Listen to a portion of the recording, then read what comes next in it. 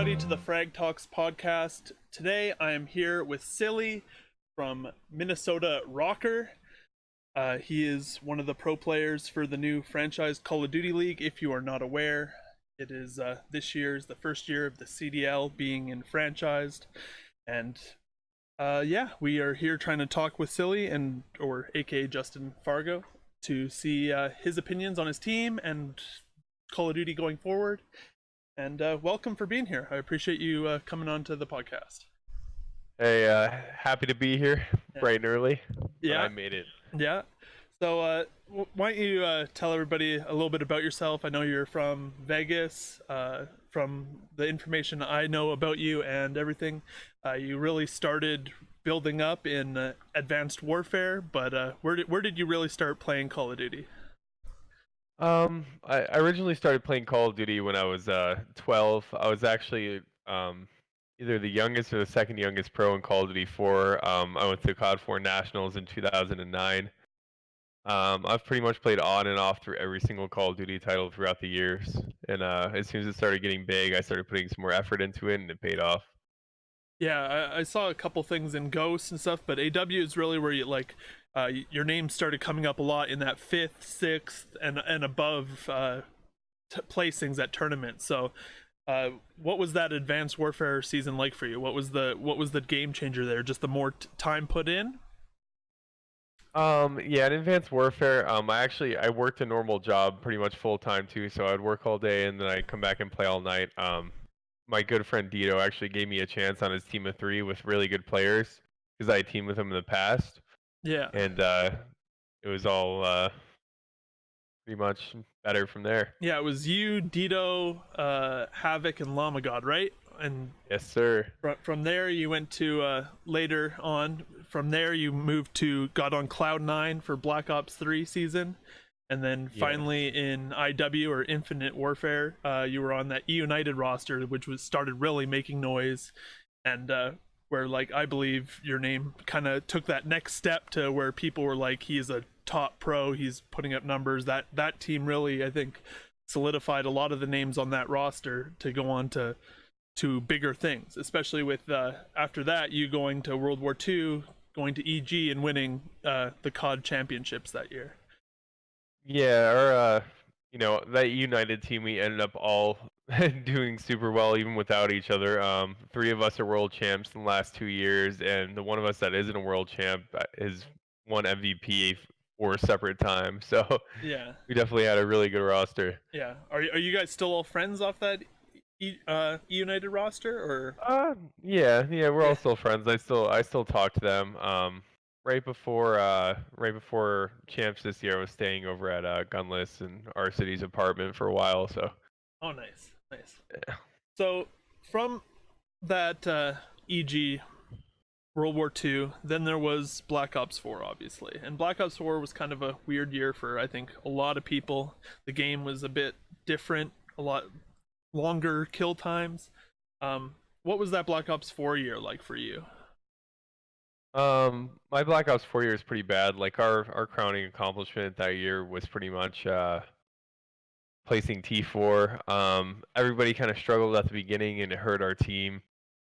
And we had a lot of inner team issues, people not liking each other, people not liking each other's work ethic, and obviously playing a game where you slide cancel over and over again isn't optimal for anybody. Yeah, it was definitely from a perspective of view, it was less. It was not one of the most enjoyable games to even watch. It was a lot of slide canceling, and the kill time just seemed to make it so that things were almost unbalanced. It seemed with the guns. Sometimes people would slay out with one gun, and then you'd see someone else use that same gun, and it didn't seem to do the same thing in their hand. So it was quite a weird year. So would you say your most proud achievement right now would be COD Champs, or what would that be for you? My best achievement right now is COD Champs. That's pretty much the holy grail of any Call of Duty player's career. There's only, I think, 22 COD Champs winners, so to be one of them is a pretty awesome achievement. Hopefully I can win Champs again at some point, but yeah, I believe you guys can. I think you have a pretty good roster this year, but before we go into the roster, let's talk about Call of Duty Modern Warfare. What's your overall opinion of the game as of today? Call of Duty Modern Warfare, my overall opinion, the game actually plays really, really good. The only issue is that they pretty much released a game with almost all the maps being terrible, and also the public matches in this game are pretty much unbearable. I mean, it's Shotgun, Riot Shield, Claymore. Yeah. I'm pretty sure at this point in time, my competitive KD from playing scrims and S&D tournaments is actually better than my public match KD, so that's how that's going. Yeah, no, I'm definitely on the same boat for that. The a lot of nerfs and things. What do you think are the biggest things that they have to change quickly to bring the public matches and everything up to a better level? I would like, even in pubs, I would like some constant dead silence. That shotgun needs to be nerfed to oblivion. Yeah. The claymores need to be nerfed. The recovery time on claymores needs to be nerfed. The riot shield needs to be nerfed. Yeah. I don't know. They're really bad right now, so there's Yeah. there's a long list. I watched a clip of somebody with the riot shield block all the shots from an AC-130 as he was just pointing the riot shield up in the sky, and the guy was trying to shoot at him with the AC-130. Yeah, I've seen a lot of bad clips with things like that, and plus you get double throwing knives now, so you can literally just toss them. You get more than that. If you have the perk restock or whatever on, you can have 4. I had 4 in Oh, my. okay. Yeah, Nice. unfortunately. Good idea. Yeah. So two claymores constantly reloading, or 4 throwing knives. It's great. They definitely thought of everything there. Absolute nightmare. As for like the kill times and everything, you are other than the guns that need to be nerfed and things that need to be adjusted, which they have said they're working on. How's the kill time for you and the competitive scene? Like, I think the kill time's great right now, and I think S&D actually plays really well. I haven't played a ton of Respawn, but I've heard not so great things on that. Yeah. So today's my first day scrimming. I guess we'll, really find out. But yeah. So for the competitive S&D, like I said, I've been really enjoying it, and you said you've played a lot of it. Do you think that it's, as far right now, like the best it's been in a while for S&D? Because I know last year the S&D community was lackluster, if that.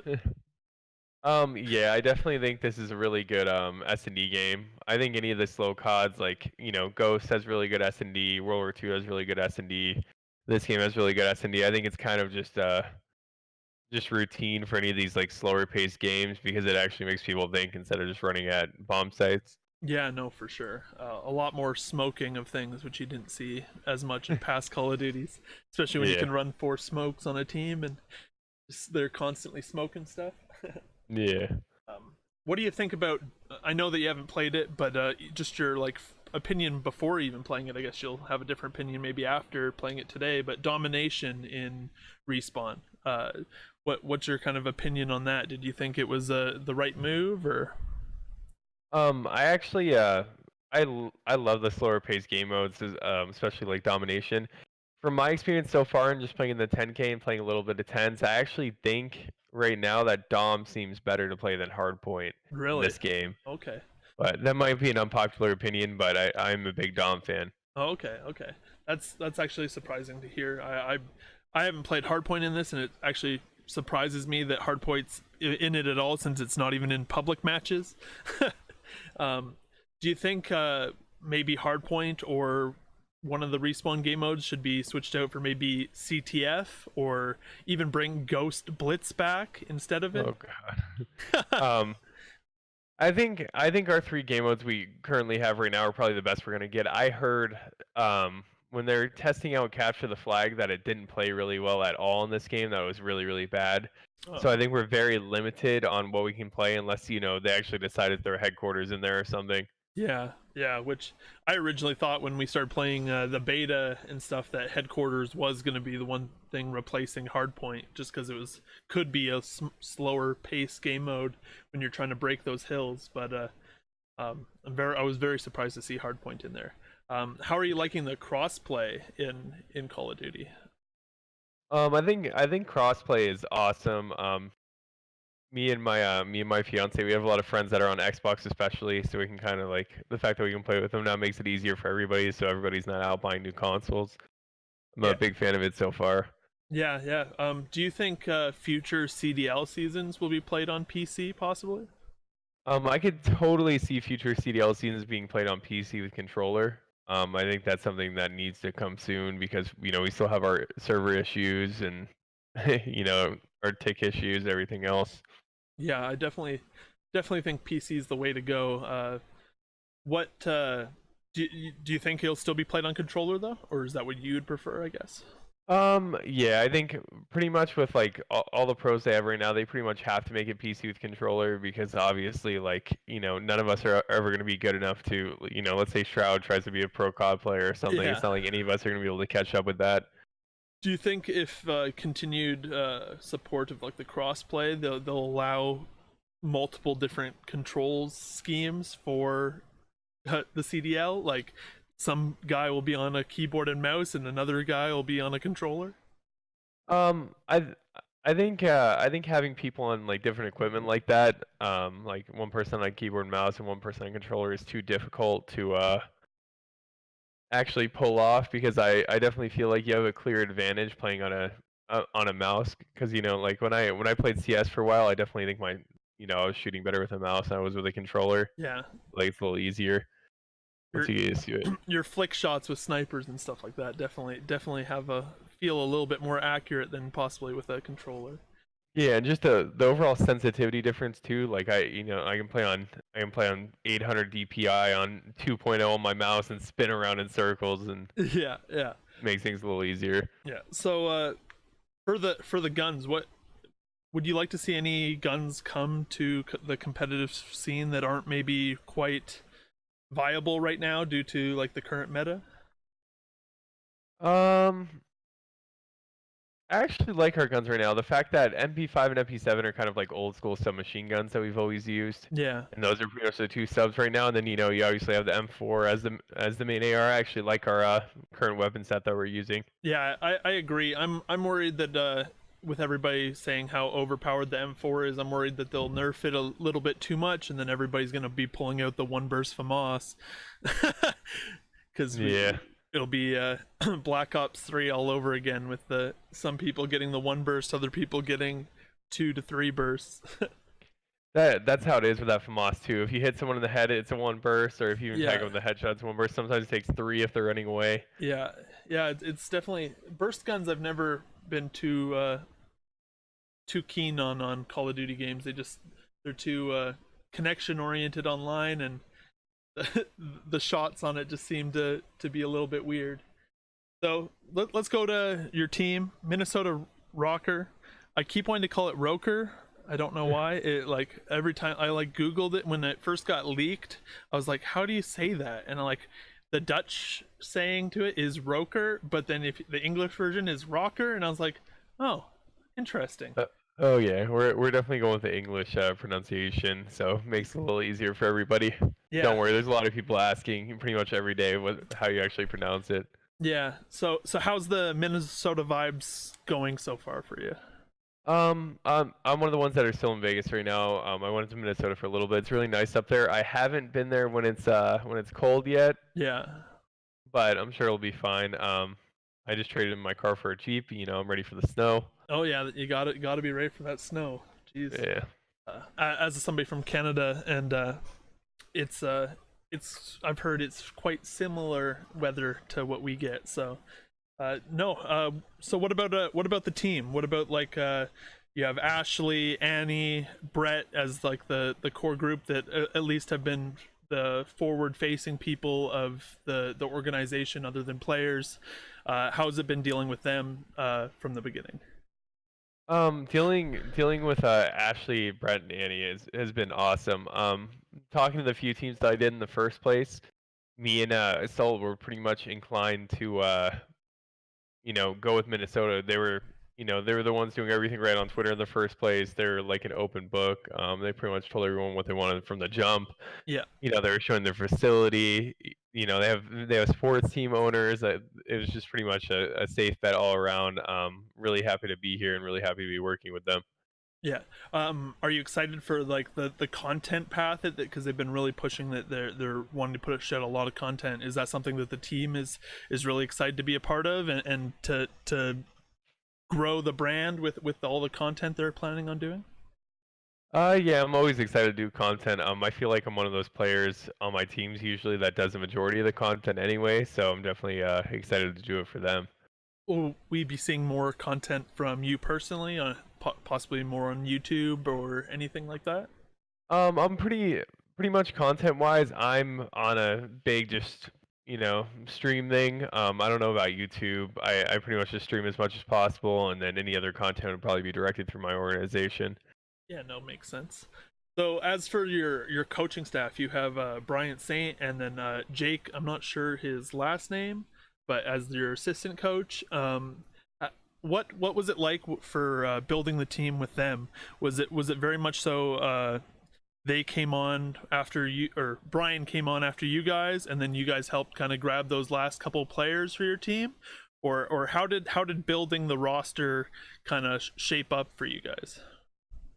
I think there was about three of us on the roster when we did get Brian. Pretty much any team I talked to, I literally just went around and was like, "This is, these are coaches that I would like to have, the coach that I would consider." After me and the two Adams were on the team, we got Brian, and then he pretty much helped us roster build the last two players.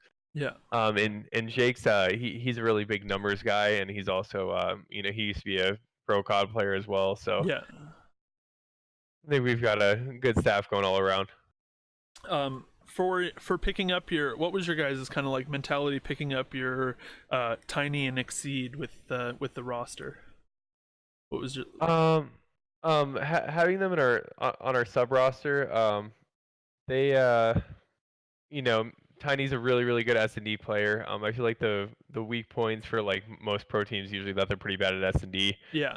Having someone who's a Minnesota native kind of like show us the ropes in S&D definitely help us out. And Exceed is a good up and comer. Assault actually teamed with him for an event last year, Oh, okay. and he also plays top 12 at champs. I feel like he's the next best thing in terms of the top amateur players.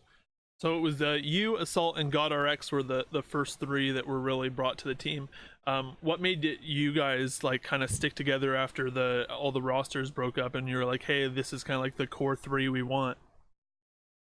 Me and Assault pretty much always want to play together, and GodRx, had like his huge breakout year. I actually teamed with him for one event in Advanced Warfare on my isolation team, Right.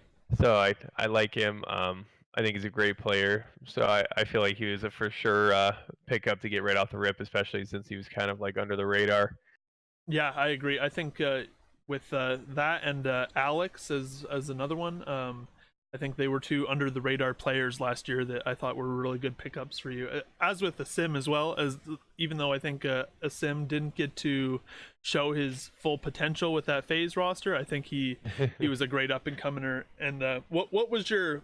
I know you guys. I watched the podcasts and stuff that Minnesota brought out, but when you guys were going through selecting these players for Alex and Asim, were you guys how did you guys kind of pick those two to come on with that roster? Pretty much all I looked at when we were building this team is just roster composition. Just making sure the roles make sense. Right now we have one main AR. We have three people that can run ARs. We have four people that can run subs. We have all good S&D players. We've got Yeah. a bomb carrier. We've got nobody on our team's a hothead. Everybody's going to get along. Nobody's ever had any team issues. So all factors that went into building the team, but I definitely feel really confident about it. Yeah, it's gonna be super exciting to see you guys compete once the season starts. How are you looking forward to like home and away games? There may be a lot of flights. I'm not sure the details, as I'm not a part of the league, but I don't know how much information you're allowed to give. But are worried about jet lag or anything like that between home and away games? I'm pretty much so used to traveling at this point. It doesn't really affect me. All this traveling is for me. It sounds like free airline miles and free flight status for me for the off season. So I'm definitely excited to travel. We have more events we did last year, and there's a lot of traveling. So I'm really excited for it, especially to go to you know, um, countries across the pond. Yeah, that's going to be interesting with those teams in London and Paris. I'm actually interested how to see their scrimming is going to go because they're basically based out of their country, correct? Like that's where their home base will be for Yes, them too. yeah, I think so. But I actually think this year they're all pretty much living in the United States for the time being, because definitely scrimming over there hinders you quite a bit.